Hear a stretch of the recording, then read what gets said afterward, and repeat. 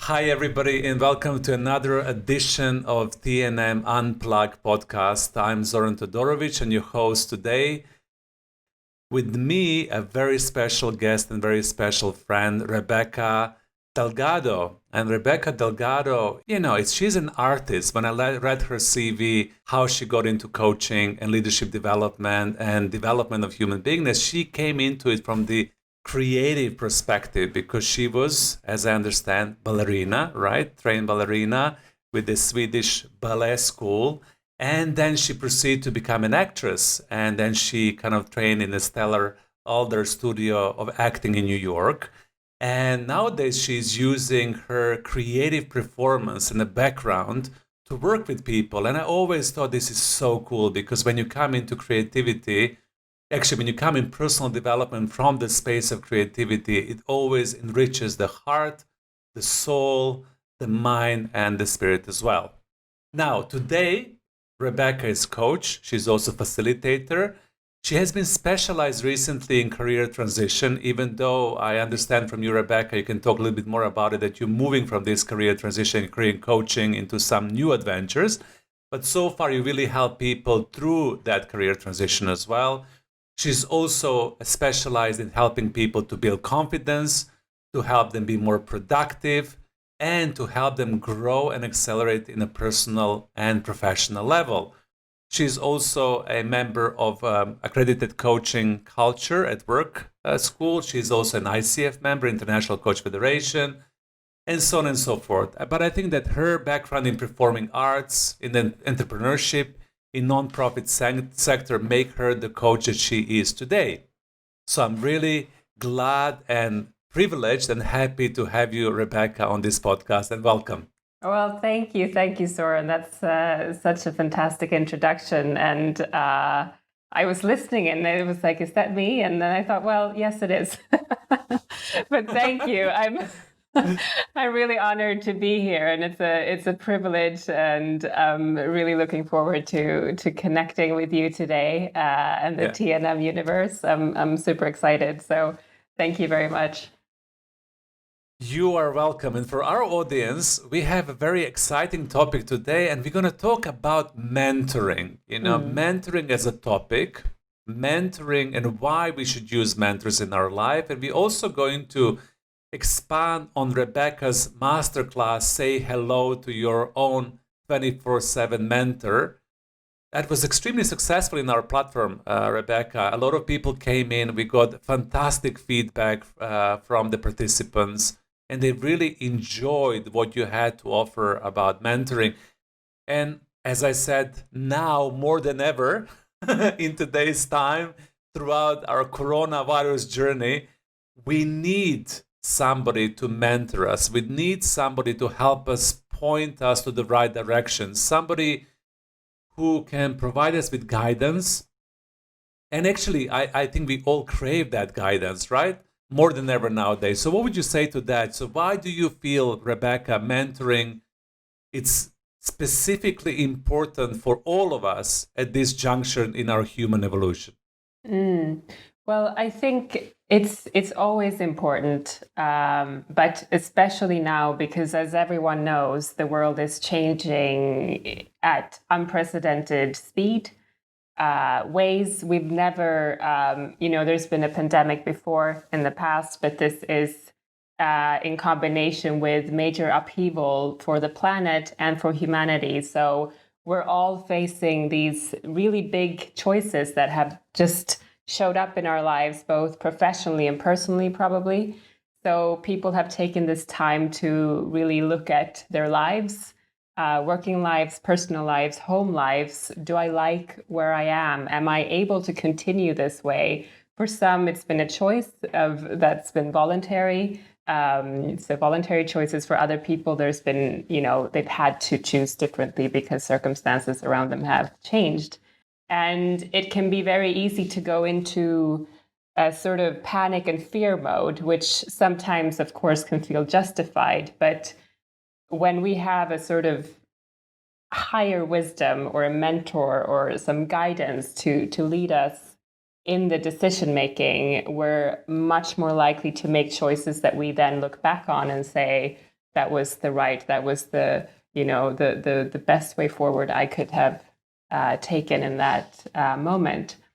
So I think it's always important with wisdom, both inner and outer wisdom. But now, you can't emphasize enough how special this time is, and it's brought a lot of pain, but in that pain also a lot of light, I would say. So obviously they kind of go together oftentimes, and change isn't pain-free usually, like birth in a way.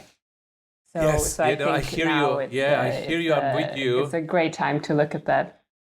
Yeah, I hear you. I'm with you when it comes to the mentoring and when it comes to why do we need mentoring more than ever nowadays. And you beautifully said it's not only nowadays, we need mentoring throughout our lives.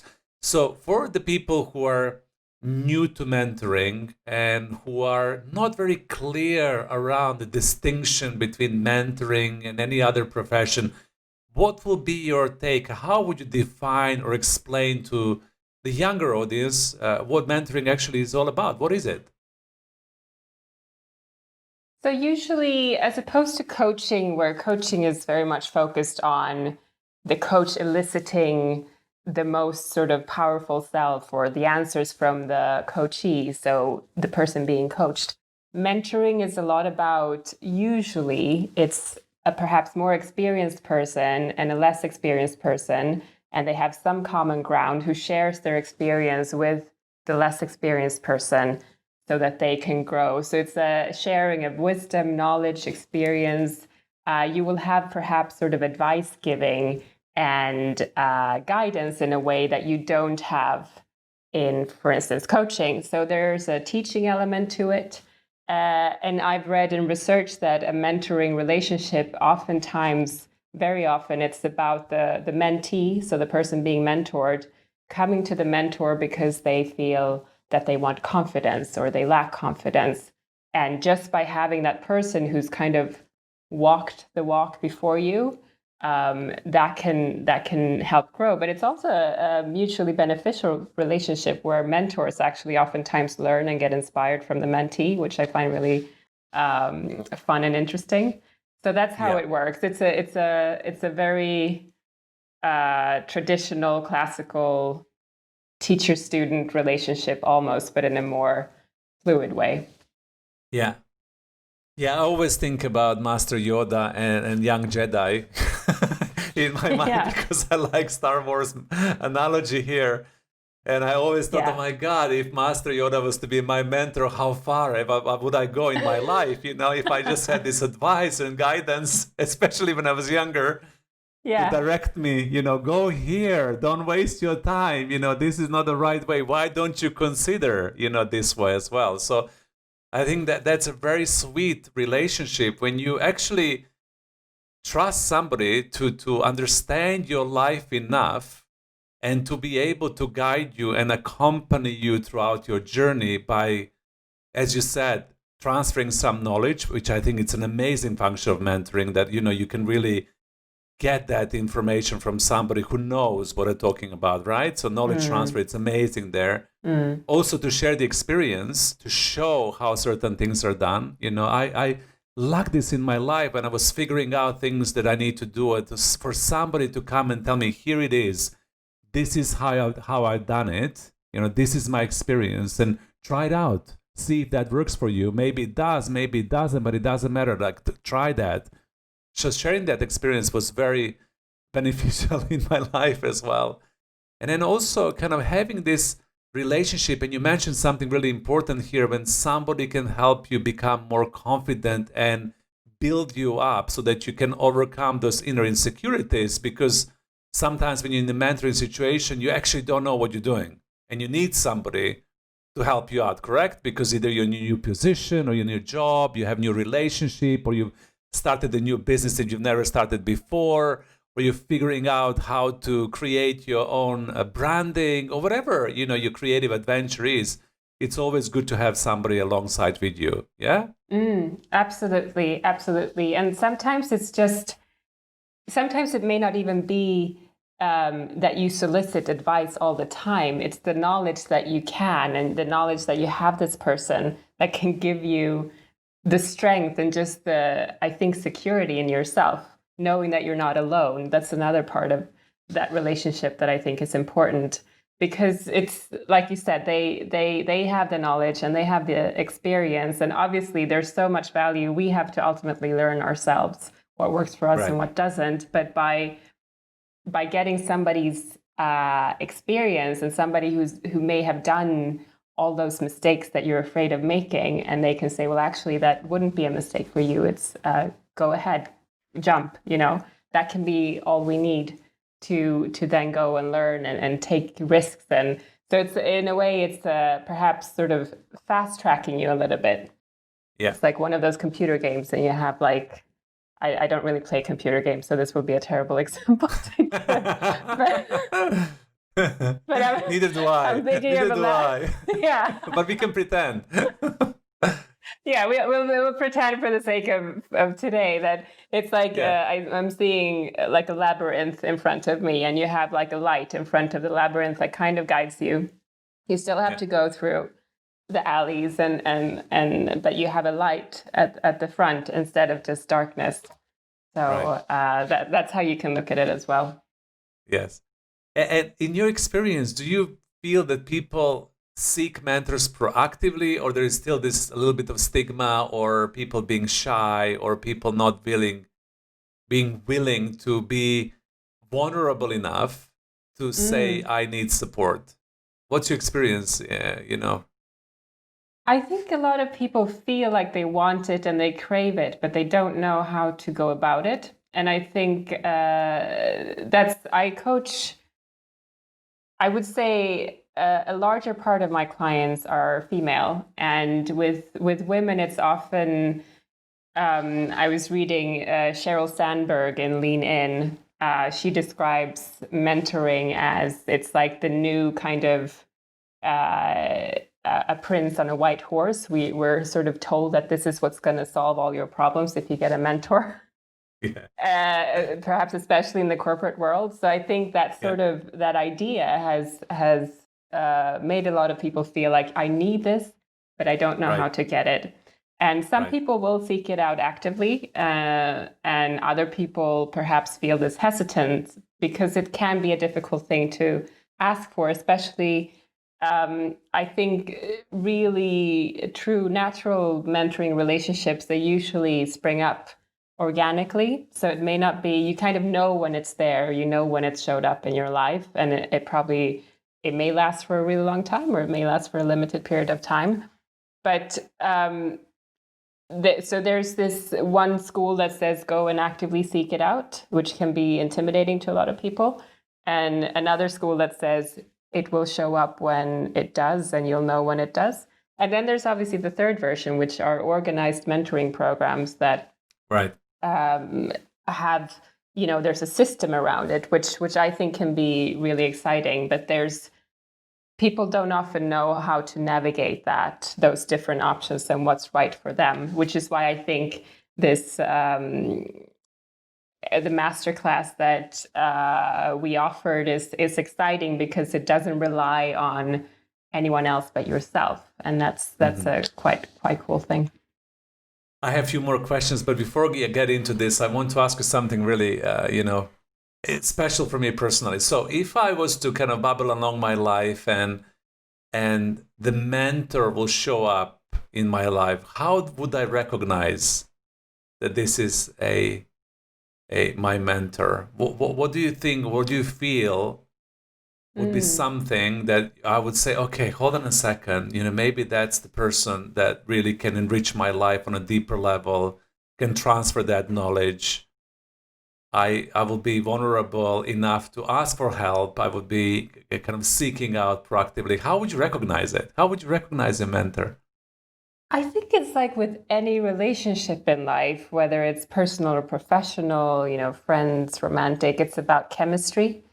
And you will both feel it, and you will know. And I know that's a vague answer, but I think we've all had those people in our lives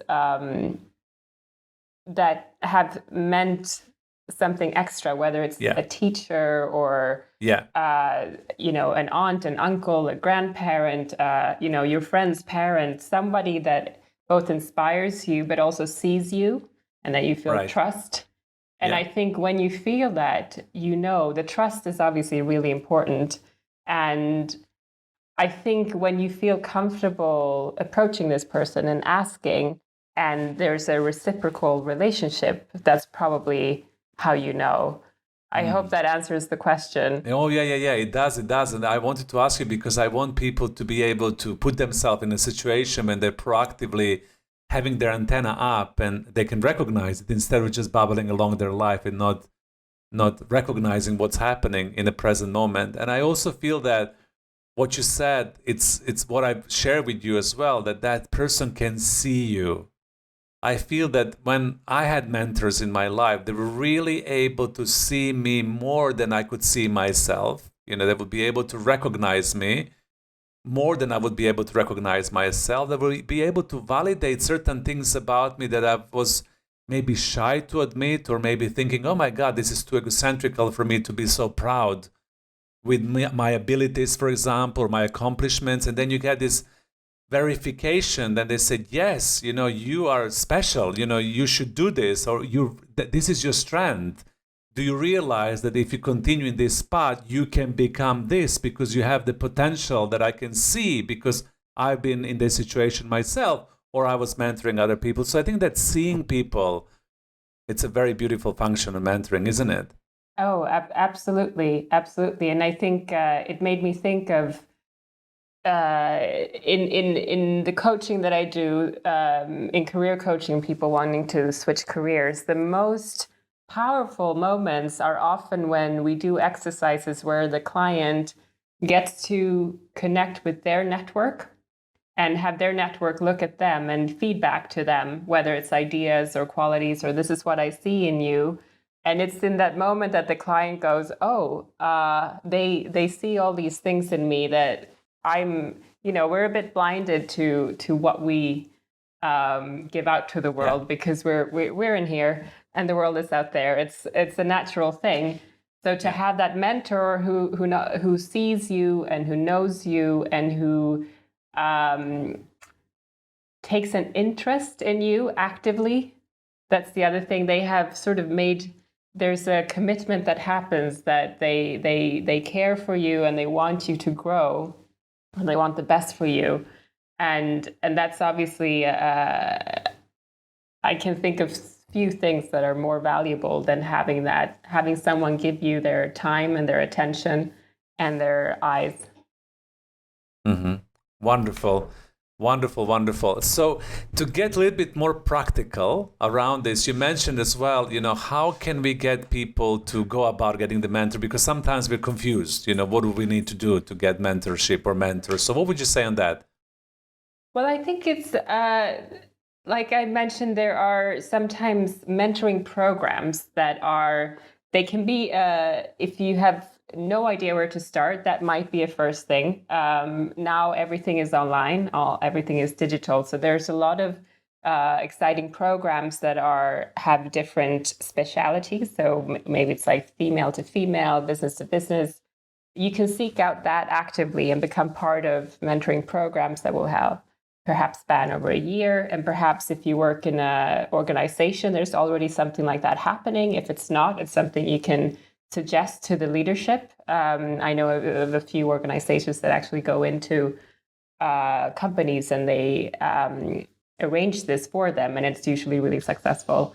If you have people in your life that are that you're curious about and get to know them better, I would say, and that you would like to, you sort of have an idea, I would like for this person to become my mentor. I think rather than asking straight away, I think really try and get to know them and see what can I do for this person, actually, because it is that reciprocal relationship. See what are they interested in? How can I add value to them? And if you do approach to them, make sure that you've really, done your homework. Ask questions that are really you can't find online, so that they don't go, well, I could have, you could find that out, make sure Yeah. that they know that you really want to be talking to them, so that they feel like you're honoring their time and this opportunity. So I think just see if there's already people in your life that can fill this function. Or if not, see if there's a mentoring program that would be interesting. And if none of those are possible, create a list. What would I love from a mentor? What kind of person am I looking for? What are the gaps in knowledge or experience that I'm looking to fill?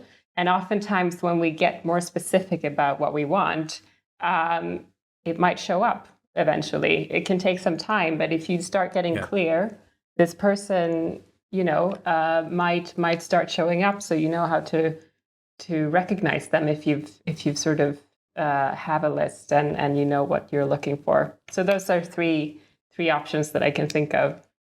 Wonderful. And I think that also that intention is very important, to set intention. What do you want to do? What are your knowledge gaps? What are the skills and competencies? What is the way of being? And then to proactively understand who is there for you. And I love what you shared about researching and getting to know your mentors, because if they are people who are giving your time and energy and being available for you and engaging to become your wisdom keepers, way showers, people who are there present in your life and really want your success, you need to do a bit of your homework as well, right? You need to be able to show up also.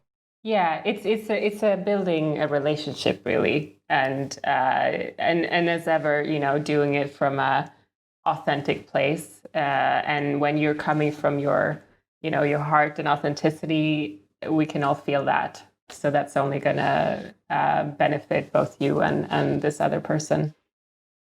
Few more things I would love to explore with you. That was really good and great, Rebecca, because I always love to offer a very practical guidance to people in this conversation, so they know how to go about getting their mentors. So one of the important things that is linking to this conversation is that you mentioned that this is interdevelopmental relationship, meaning that there is reciprocity between you and mentor, and the mentor is also getting something in the mentoring process from you. And I know for myself, when I began engaging with my own mentor, I never knew what was my contribution, what was my gift in this relationship. So what would you say on that? So if you were to show up in this interdevelopmental relationship and give to your mentor what you need to give, so the mentor can also benefit in this symbiotic conversation, what is that you need to give and you need to share? Well, I can take an example. So I used to work for a nonprofit where professional dancers received mentoring from people in the corporate sectors. So you have sort of ballet dancers and contemporary dancers who have spent their whole professional lives and usually early childhood devoting themselves to dance. And then you have quite senior people in the corporate sector who have worked in finance, in sort of advertising, in law. And these were paired up. And it's also been done with athletes. And it was amazing to hear the feedback when these senior people in the corporate industry got so much out of mentoring these dancers, because obviously dancers, they come with a completely different perspective. They, in this case, it's obviously they're used to working creatively, physically. They think about things in a different way. They're used to always working in a team.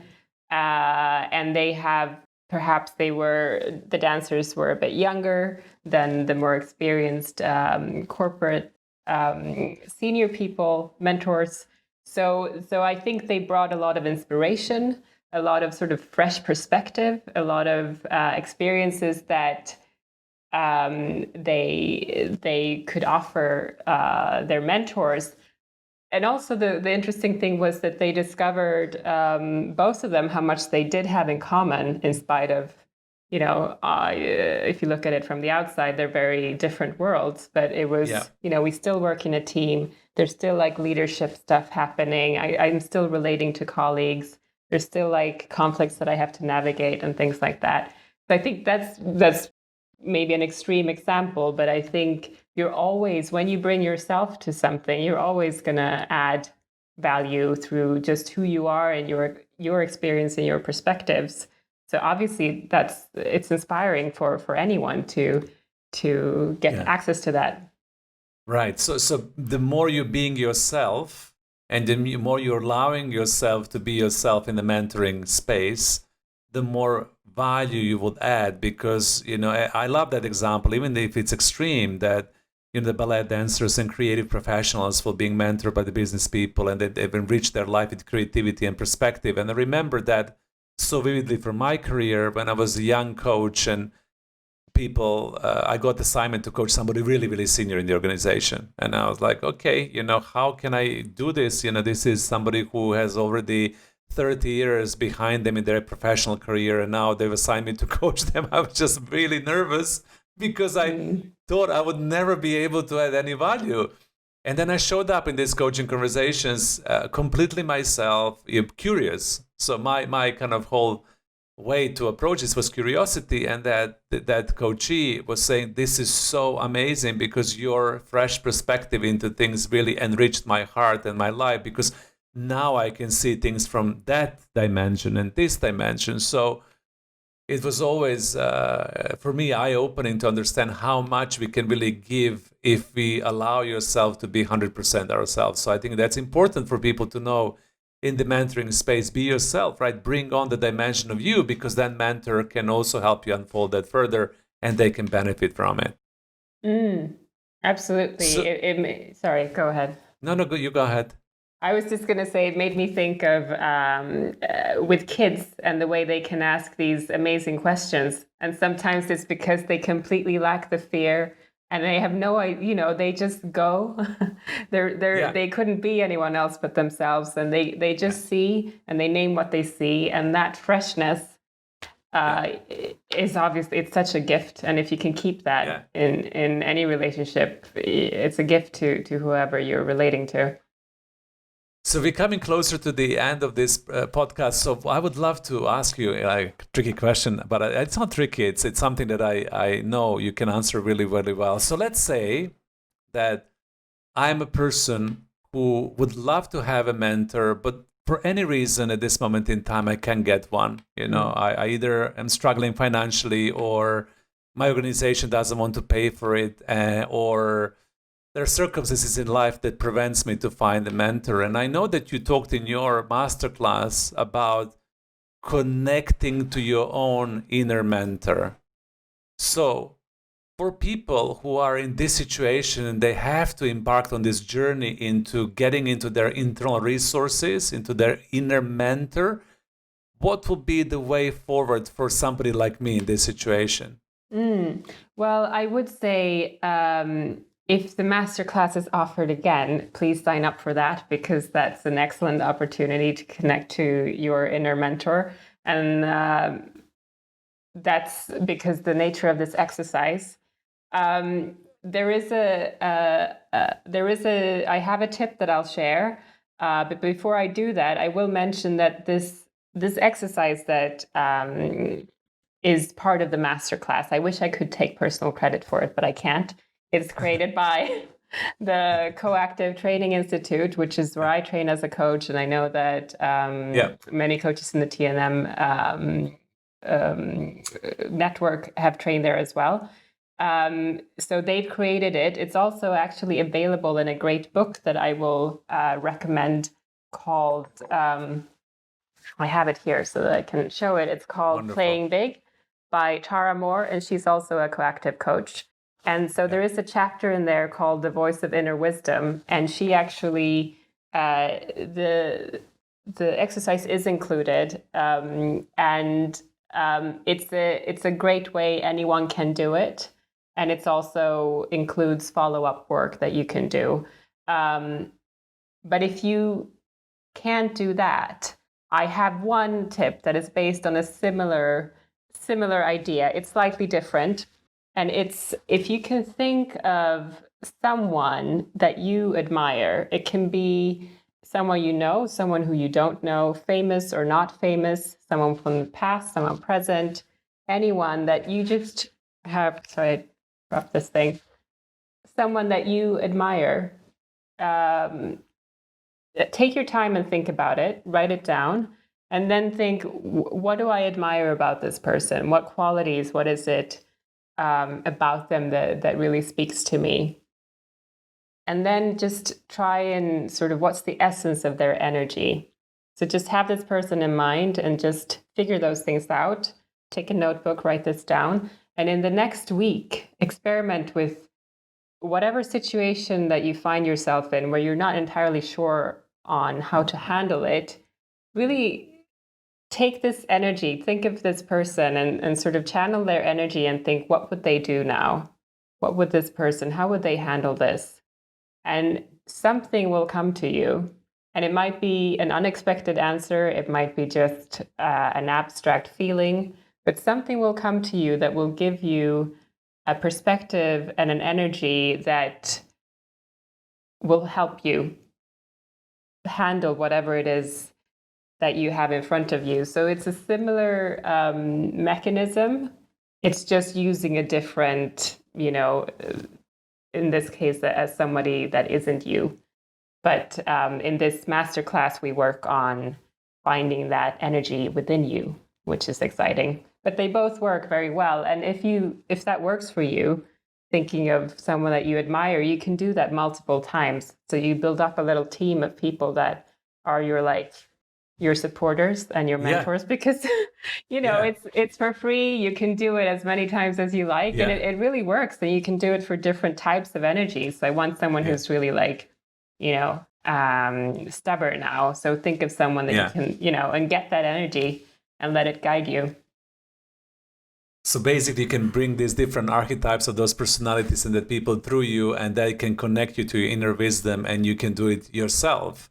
Yeah. And I love this because, the whole process of coaching or mentorship or guiding or counseling or way showing, whatever the developmental profession we choose to play with, for me, the ultimate outcome of this is for you to be able to do it yourself. So even if you have a powerful mentoring relationship later on down the line, you can access that inner mentor inside of you and listen to that voice of your wisdom to direct your life, to guide you to, as you said beautifully at the beginning of the podcast, to make better decisions, to make better choices, to feel into, where would you like to go next, to feel into what do you need to grow and develop yourself, to understand yourself and what kind of support and help you need to be the best possible version of you at this moment in time. So that's the beauty of this whole process, right?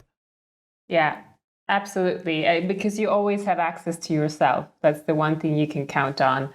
And it really, and the more you practice that muscle of tapping into that energy, the easier it becomes. And it's really quite, it can work wonders and provide a lot of answers that we didn't know that we had. Well, anything as a last thought that you would love to share to leave our audience with before we wrap up this wonderful connection and recording? I think besides the, take a person who you admire and work with that energy, because it's something you can really do. I read something the other day that I quite liked. It was a quote, and it connects to this a little bit, that said, "Go towards what feels like a relief." And I'll that will be my parting wisdom for anyone who's listening. If you're in a situation that feels tricky or uncertain, go in the direction that feels like the weight is lifted off, and you'll know when it's right, and what that means for you. That would be my parting. I love it. I love it. I love it. I love it. This is exactly what I needed to hear today, and I'm sure that many, many people needed to hear that as well. To honor that direction that feels like, you can exhale and, get into that space. Lovely. I would love to be mentored by you. Let's see how that happens. Yes. You're a wonderful example of inner wise mentor. Thank you so much, Rebecca, for coming to this podcast. Thank you so much for sharing this wisdom with us today. I'm sure we're going to continue this conversation going forward. I look forward again having you on the shows in the future. Thank you for coming. Thank you so much, and thank you for having me. It's been wonderful and such an honor to get to speak to you like this for a full hour almost. Great. Enjoy. Thanks. Bye for now. Bye, everybody. Enjoy listening. And we'll talk to you in our next podcast that is coming up next week.